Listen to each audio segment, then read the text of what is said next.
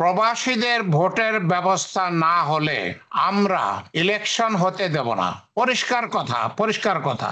এর মধ্যে কোনো রকমের ছল চাতুরি নাই। অত্যন্ত পরিষ্কার কথা। প্রবাসীদের ভোটের ব্যবস্থা যদি না হয় তাহলে আমরা বাংলাদেশে নির্বাচন হতে দেব না।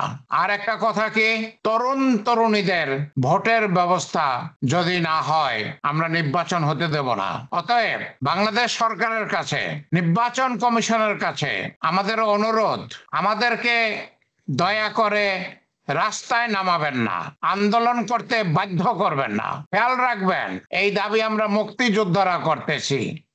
এই দাবি আমরা 2024 সালের ছাত্র শ্রমিক জনতা করতেছি। 2024 সালে যেই ছাত্র শ্রমিক জনতা জীবন দিয়ে আহত হয়ে বাংলাদেশকে দ্বিতীয়বারের জন্য স্বাধীনতা এনে দিয়েছে, সেই ছাত্র শ্রমিক জনতার মধ্যে যারা 18 বছর বয়স হবে ইলেকশনের সময়, তাদের ভোটের ব্যবস্থা করতে হবে। সেটা করা ছাড়া কোন ছল চাতুরি করে, টালবাহানা করে যদি আপনারা ভোট করতে চান, আমরা সেই ভোট হতে দেব না, আমরা সেই ইলেকশন হতে দেব না।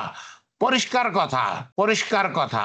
যেই প্রবাসীদের টাকায় আপনারা বাংলাদেশের সবকিছু কেনাকাটা করেন, সরকারি কর্মচারী, আমলা কামলা সবার বেতন দেন, সুযোগ সুবিধা নেন, সেই প্রবাসীদের ভোটের অধিকার ছাড়া, ভোটের ব্যবস্থা করা ছাড়া যদি আপনারা 2026 সালে ভোটের ব্যবস্থা করেন, আমরা সেই ইলেকশন হতে দেব না।